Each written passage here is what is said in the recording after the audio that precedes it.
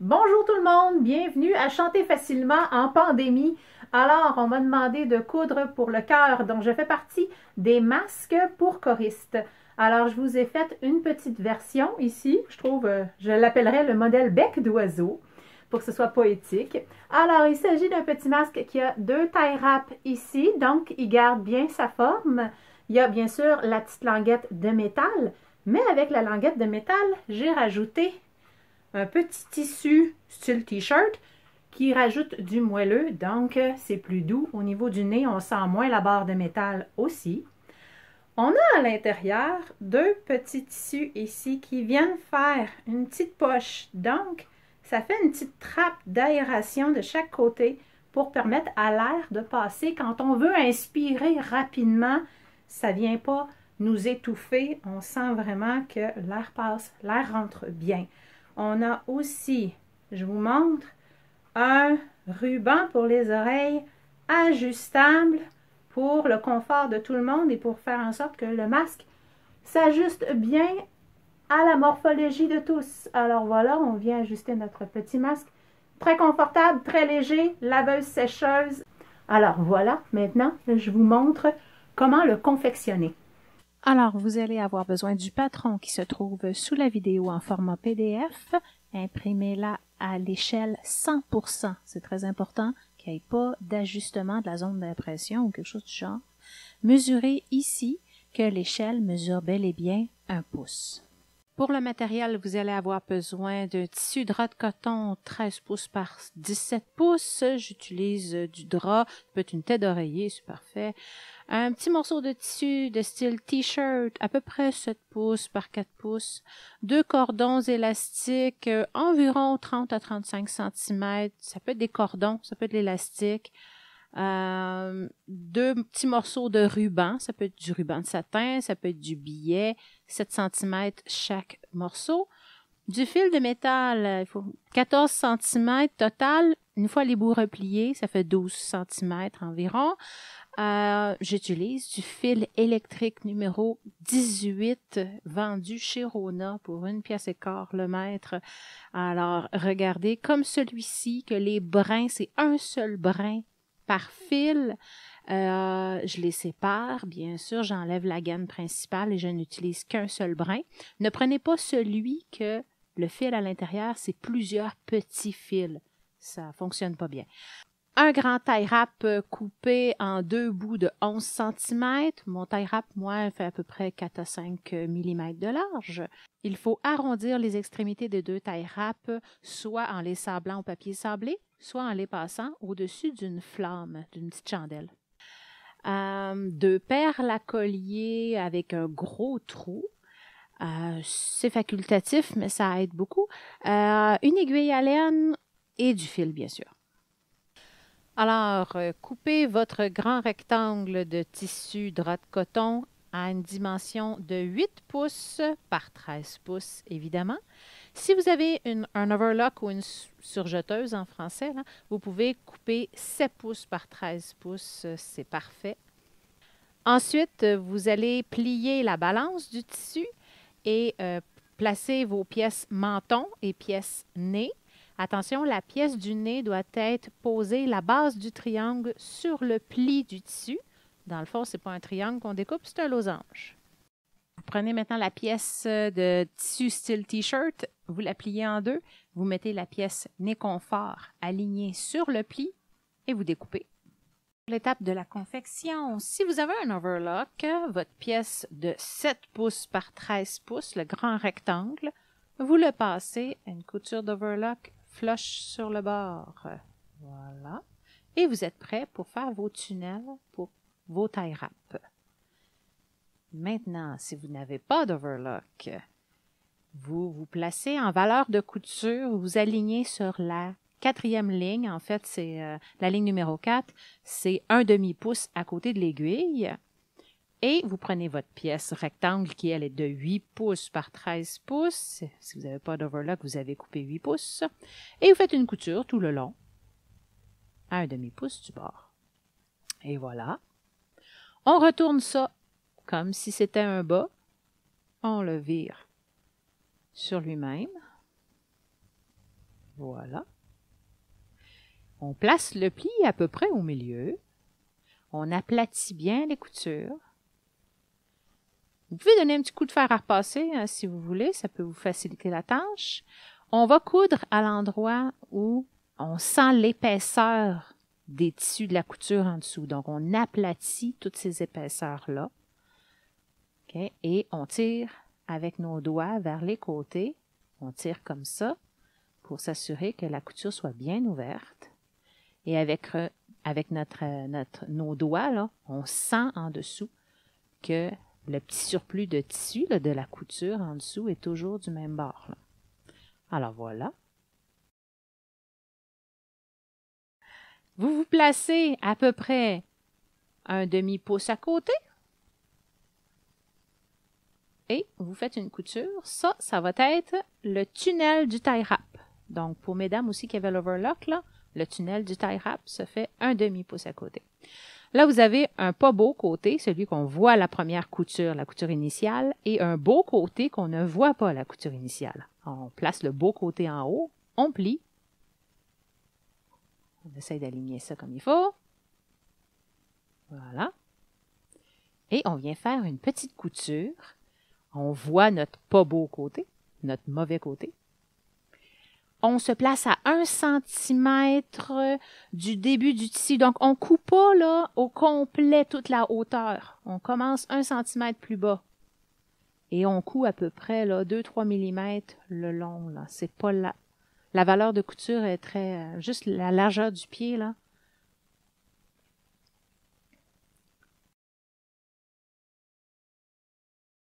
Là, on coupe un petit peu en haut, 3-4 mm. On coupe un petit peu en bas, 3-4 mm aussi. Alors, vous voyez, la couture qu'on a fait, elle ne commence pas complètement en haut. Elle commence un petit peu, 1 cm plus bas. On prend notre pièce de nez, c'est un losange. La partie la plus large, c'est elle le pli, comme le patron. Pliez-le pas dans l'autre sens, ça ne fonctionnera pas. Alors, on vient faire une couture.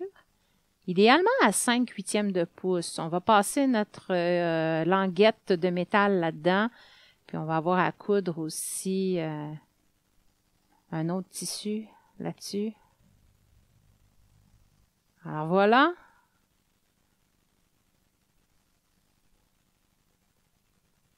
On vient prendre le beau côté en haut, le beau côté de notre rectangle, et on appose la pointe du nez, ici, comme ça. On va se mettre une petite épingle, à peu près 1 cm de la pointe, là, la petite épingle. OK. Et on tourne un tout petit peu pour aligner les deux pièces ensemble. Voilà.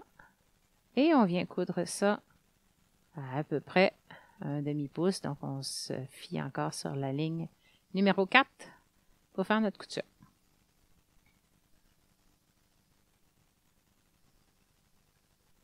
Et voilà.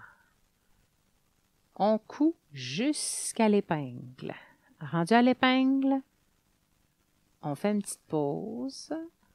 Voilà, jusqu'à l'épingle. On garde l'aiguille de la machine à coudre enfoncée. On lève le pied, on enlève notre épingle. Et là, on tourne pour aller aligner les pièces comme ceci. On s'assure qu'il n'y a pas de moton. On touche à notre tissu pour s'assurer qu'en dessous, il n'y a pas de moton. Et on coud. Attention, on ne coud pas jusqu'au bord. On ne veut pas fermer le tunnel ici. OK, on arrête là. On va continuer ça un peu plus tard. Notre petite pointe ici, on va venir en enlever un peu. On coupe à peu près 2-3 mm de la couture. Coupez pas trop proche, sinon ça ne sera pas solide. Alors voilà, maintenant, on prend notre petit tissu style t-shirt, la pièce nez confort. On la plie dans l'autre sens, sur le sens de la longueur. Comme ça. Maintenant, on tourne notre masque pour voir le beau côté. Regardez ça, c'est beau. OK, on place ça. On va placer notre petite languette de nez, le pli vers l'extérieur du masque.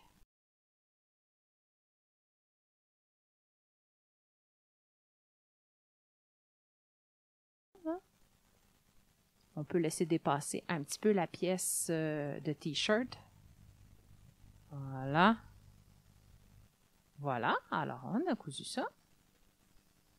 C'est ce que ça donne à l'intérieur. On prend notre tige de métal. Absolument que les bouts doivent être repliés si ce sont des bouts piquants. Elle fait 12 cm de long. On vient la rentrer à l'intérieur du tunnel.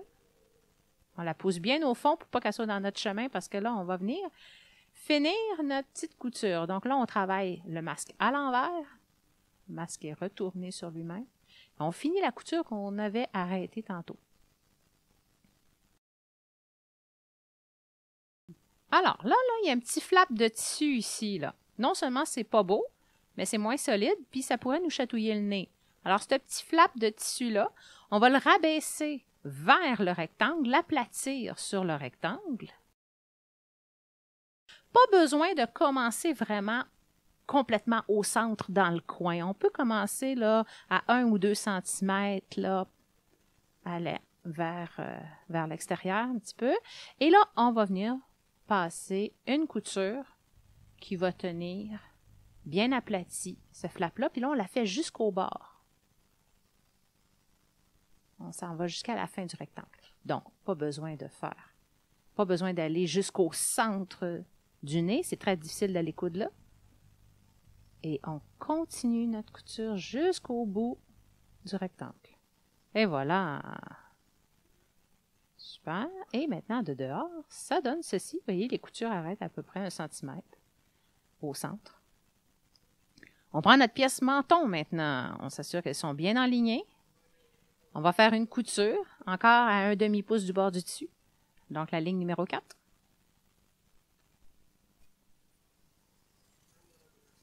Là, c'était une pièce qui avait des angles. C'est presque c'est presque droit, là, mais, comme pièce, mais pas tout à fait. Alors, on arrête vis-à-vis l'angle. On lève le pied. Quand on lève le pied comme ça, il faut que l'aiguille soit enfoncée dans le tissu, sinon tout va sortir.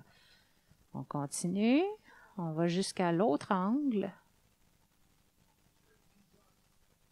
Encore une fois, on laisse l'aiguille enfoncée, on tourne. Et on continue jusqu'au bord. Voilà. Donc, maintenant, on prend notre ciseau. On va venir couper des petits triangles sur les angles ici. Ça va permettre de tourner la pièce sans que ça fasse des motons. On appelle ça cranter les coutures. Alors, on vient cranter une première fois. Attention de ne pas les cranter trop proches. On laisse toujours un 2-3 mm. Sinon, si le tissu effiloche un petit peu, le tissu va sortir de la couture. Alors, voilà. On tourne ça dans l'autre sens. On aligne bien les pointes. Mettez-vous une aiguille sur la pointe. Okay, là, je ne l'ai pas faite dans la vidéo, là, mais ça vaut la peine. Mettez-vous une aiguille sur la pointe, bien tenir les deux pièces ensemble. On l'ouvre bien avec un ciseau comme ça. On pourrait se donner un petit coup de fer à repasser. Moi, j'y vais directement comme ça. Là, la valeur de couture n'a pas vraiment d'importance. Vous pouvez coudre à 1/4 de pouce, 1 demi-pouce, c'est pas grave, là.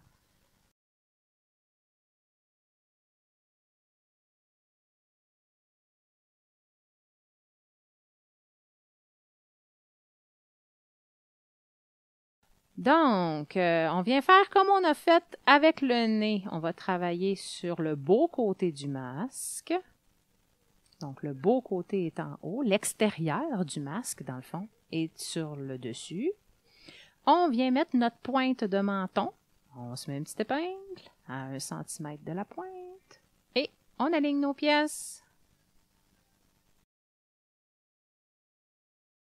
On coud jusqu'à l'aiguille. On place nos tissus alignés.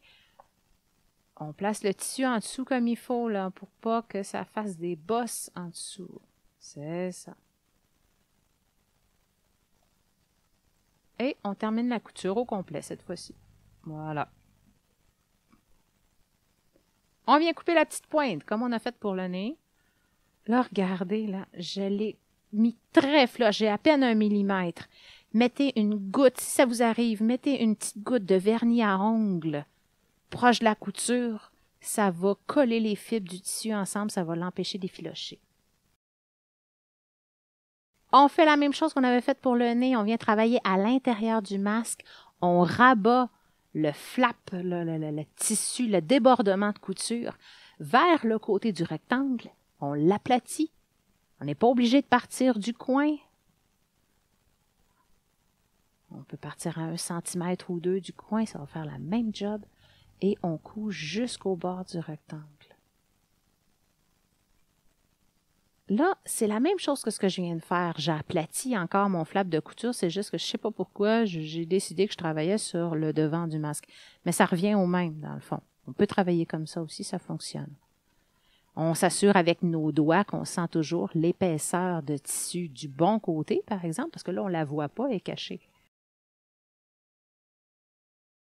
Encore là, on ne va pas jusqu'à la toute fin. On n'essaye pas d'aller jusque dans le coin, là, c'est difficile d'aller dans le coin. Un beau masque, ça s'en vient bien. Qu'est-ce qu'il nous reste à faire maintenant? On prend nos rubans. Là, ce n'est pas un ruban de satin que j'ai ici. Celui-là, il étire et ça n'a pas bien fonctionné. Prenez vraiment un tissu qui n'étire pas du tout. Celui-là, il étire déjà même un petit peu trop. Donc, votre ruban qui n'étire pas, vous le pliez. Il fait 7 cm de long. Une fois plié, il en fait à peu près 5. On plie à peu près 1 cm de chaque bord. On vient le mettre dans le coin. Ça, c'est la partie du menton. Il n'est pas complètement dans le coin parce qu'il ne rentrerait pas en hauteur. On plie l'autre côté, encore une fois, 1 cm. Donc là, notre petit ruban fait 5 cm de long maintenant, une fois plié. On se prend un crayon. On fait une petite marque, à peu près un demi-pouce, 12 mm, genre. Vous pouvez le faire à l'œil, pas besoin de mesurer, mais on fait un petit. Puis là, on vient aligner notre pli de ruban sur cette marque-là. Donc, ça va nous créer une petite poche. On vient coudre ça. Vous pouvez vous mettre une petite épingle pour que ça tienne le temps que vous embarquez ça dans la machine, il n'y a pas de problème. On fait la même chose de l'autre côté.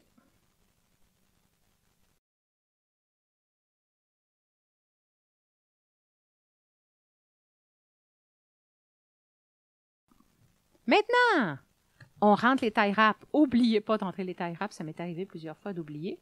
Puis là, il faut recommencer les dernières étapes. Alors, on met tout de suite les 2 tailles râpes. Les 2 tailles râpes doivent avoir les bouts arrondis. Ils font 11 cm de long. Voilà, on les rentre bien jusqu'au fond pour pas qu'ils nous nuisent. On plie une première fois 1 cm. On plie une deuxième fois 1 cm. Et on vient passer une petite couture là-dessus. Allez, là, ça se peut que votre machine roche un petit peu à passer au travers de toutes ces épaisseurs de tissu-là. Des fois, il faut la pousser un petit peu. Voilà. Même chose de l'autre côté.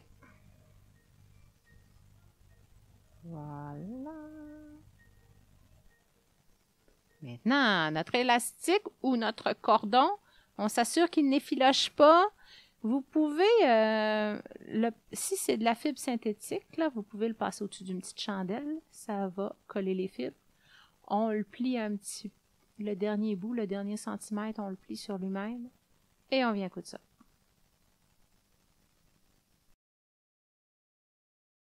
Maintenant, enfilez sur une aiguille à laine, passez ça au travers du tunnel. Votre cordon est posé. On s'enfile. Idéalement, on enfile une bille là-dessus. Pour être sûr que dans la laveuse, là, ou même quand on l'ajuste, que le cordon ne rentre pas à l'intérieur du tunnel, puis là, on n'est plus capable de le prendre. Voilà. On peut venir coudre le tissu sur lui-même pour piéger la perle, ou on peut venir faire un nœud.